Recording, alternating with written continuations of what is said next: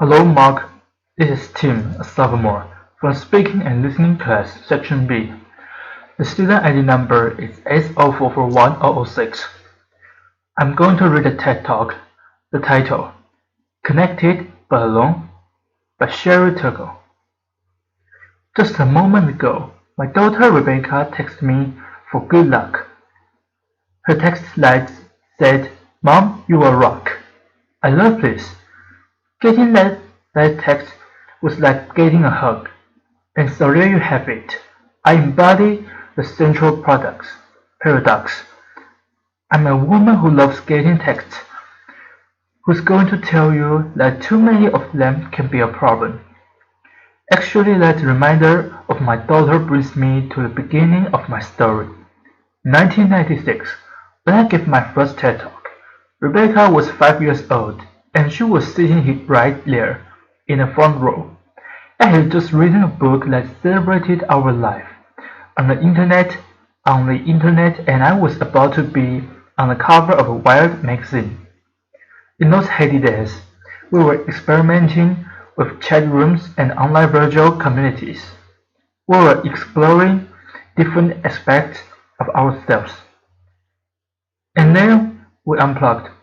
I was excited, and as a psychologist, what excited me most was the idea that we would use what we learned in the virtual world about ourselves, about our identity, to live better lives in the real world. Now fast forward to 2012. I'm back here on the TED stage again. My daughter's 20. She was a college student. She sleeps with her cell phone. So do I. And I've just written a new book. But this time it's not one that will get me on the cover of Wired magazine.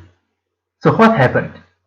I'm still excited by technology, but I believe, and I'm here to make the case, that we're letting it take us places that we don't want to go. Over the past 15 years, I've studied technologies of mobile communication, and I've interviewed hundreds and hundreds of people, young and old, about their plunge in lives. And what I found is that our little devices, those little devices in our pockets, are so psychologically powerful that they don't only change what we do, they change who we are.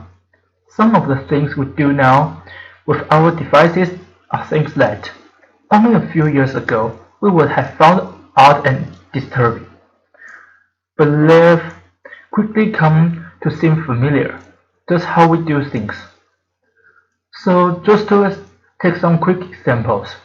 People text or do email during corporate board meetings. They text and shop and go on Facebook during classes, during presentations, actually during all meetings. People talk to me about the important new skill of making eye contact while you're texting. Laughter. People explain to me that it's hard, but that it can be done. Parents text and do email at breakfast and at dinner while their children complain about not having their parents' full attention. But then these same children deny each other for their full attention. This is a recent shot of my daughter and her friends being together while not being together.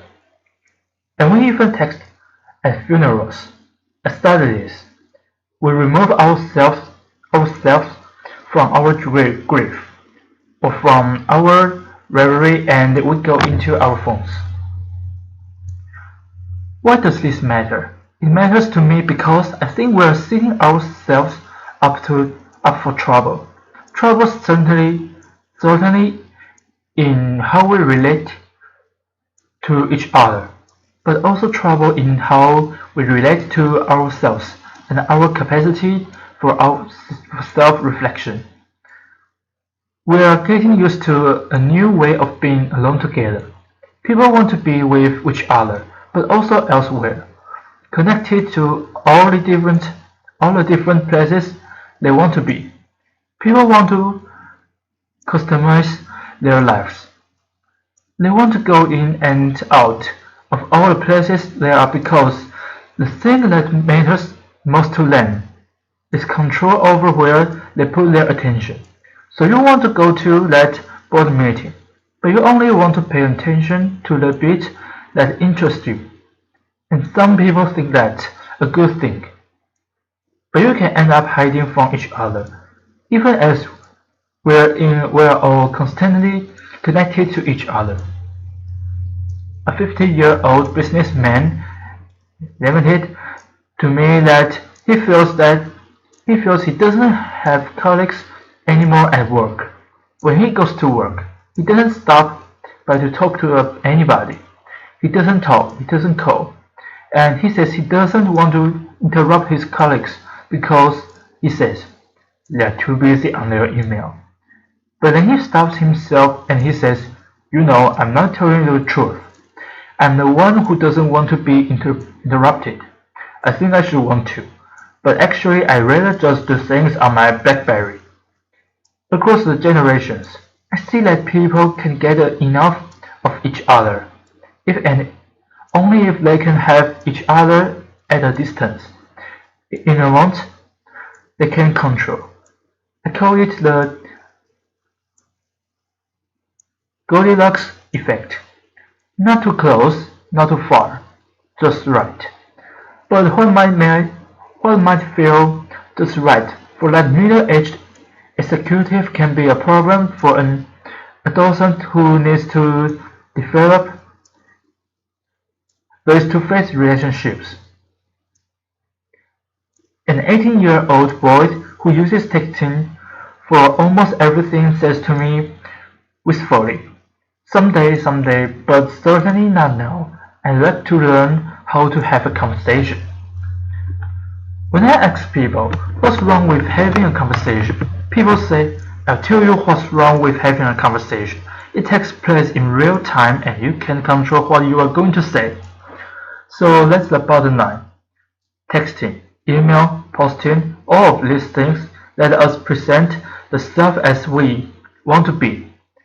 We get edit, and that means we get to delete, and that means we get to retouch the face, the voice, the flesh, the body.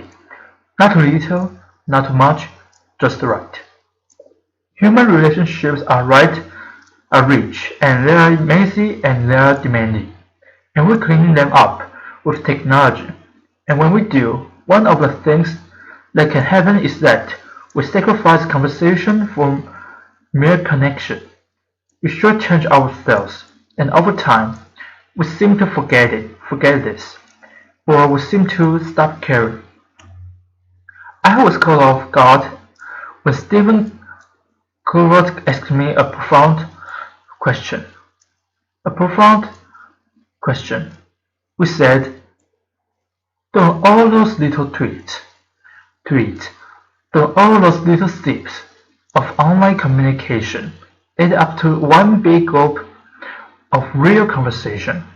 My answer was no. They don't add up. Connecting in tips may work for gathering discrete bits of information. They may work for saying, I'm thinking about you, or even for saying, I love you. I mean, look at how I felt when I got that text from my daughter. But they don't really work for learning about each other, for really coming to know and understand each other. And we use conversations with each other to learn how to have conversations with ourselves. So, a flight from conversation can really matter because it can compromise our capacity for self-reflection. For kids growing up, that skill is the bedrock of development. Over and over, I hear, I would rather text than talk. And what I've seen is that people get used to being shortchanged out of real conversation, so used to getting by with less, that they've become almost willing to dispense with people altogether. So for example, many people share with me this wish that someday a more advanced version of Siri, the digital assistant on Apple's iPhone, will be more like a best friend, someone who will listen and others won't. I believe this wish reflects a painful truth that I've learned in the past 15 years. That feeling that no one is listening to me is very important in our relationships with technology. That's why it's so appealing to have a Facebook page or a Twitter feed. So many automatic listeners, and the feeling that no one is listening to me make us want to spend time with machines that seem to care about us. We're developing robots. They call them sociable robots. They are specifically designed to be companions to the elderly, to our children, to us. Have we so lost confidence that we will be there for each other? During my research, I worked in nursing homes, and I brought in these sociable robots that were designed to give the elderly the feeling that they were understood. And one day I came in and a woman who had lost a child was talking to a robot in the shape of a baby seal. It seemed to be looking in her eyes. It seemed to be following the conversation. It comforted her, and many people found this amazing. But that woman was trying to make sense of her life with a machine that had no experience of the arc of a human life. The robot put on a great show, and we were vulnerable. People experienced pretended empathy as though it were the real thing. So during that moment, when that woman was experiencing that pretended empathy, I was thinking, the robot can't emphasize. It doesn't face death. It does. It doesn't know life. And as that woman took comfort in her robot companion, I didn't find it amazing. I found it one of the most ranging, complicated moments in my 15 years of work. But when I stepped back, I felt myself at the cold, heart center of a perfect storm. We expected more from technology and less from each other, and I asked myself, why have things come to this? And I believe it's because technology appeals to us most where we are most vulnerable. And we were vulnerable, we were lonely, but we're afraid of intimacy. And so from social networks to sociable robots, we're designing technologies that will give us the illusion of companionship without the demands of friendship. We turn to technology to help us feel connected in ways we can comfortably control. But we're not so comfortable. We're not so much in control. These days, those phones in our pockets are changing our minds and hearts because they offer us three gratifying fantasies. One, that we can put our attention wherever we want it to be. Two, that we will always be heard. And three, that we will never have to be alone. And that third idea, that we will never have to be alone, is central to changing our sex. Because the moment that people are alone, even for a few seconds, they become anxious, they panic, they fidget, they reach for a device. Just think of people at the checkout line or at a red light. Being alone feels like a problem that needs to be solved. And so people try to solve it by connecting. But here, connection is more like a symptom than a cure. It expresses, and it doesn't solve, an underlying problem, and more than a Symptom: constant connection is changing the way people think of themselves. It's shaping a new way of being. The best way to describe it is, assure therefore I am. We use technology to define ourselves by sharing our thoughts and feelings even as we're having them. So before it was, I have a feeling, I want to make a call. Now it's, I want to have a feeling, I need to send a text. The problem with this new regimen of I share therefore I am is that if we don't have connection, we don't feel like ourselves. We almost don't feel ourselves. So what do? We connect more and more, and in the process, we set ourselves up to be isolated. How do you get from connection to isolation? You end up isolated if you don't cultivate the capacity for solitude, the ability to be separate, to gather yourselves. Solitude is where you find yourself, so that you can reach out to other people and form real attachment. When we don't have the capacity for solitude, we turn to other people in order to feel less anxious or in order to feel alive. When this happens, we are not able to appreciate who they are. It's as though we are using them as spare parts to support our fragile sense of self.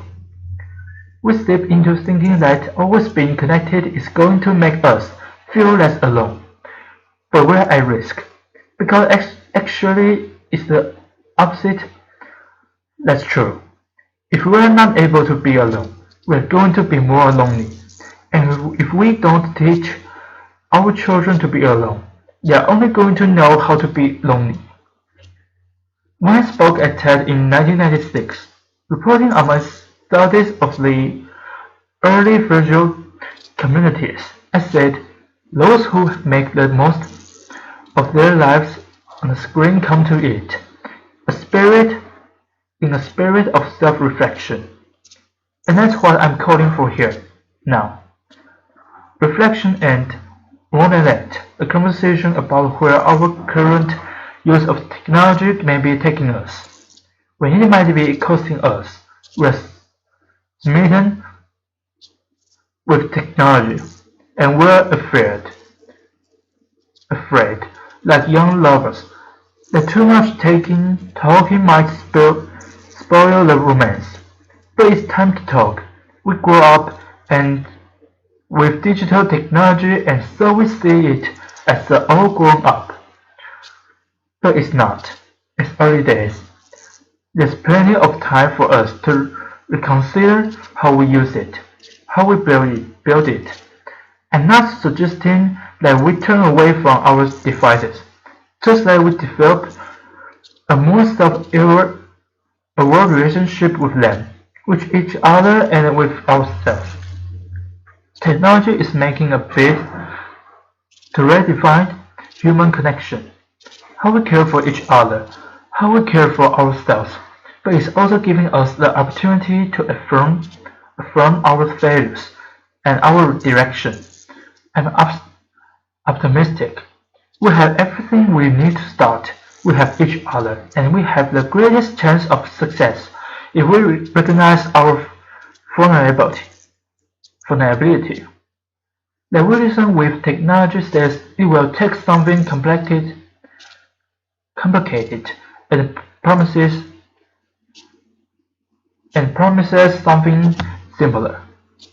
So in my work, I hear that life is hard, relationships are filled with risk, and then there's technology, similar, hopeful, optimistic, ever young. It's like calling in a cavalry.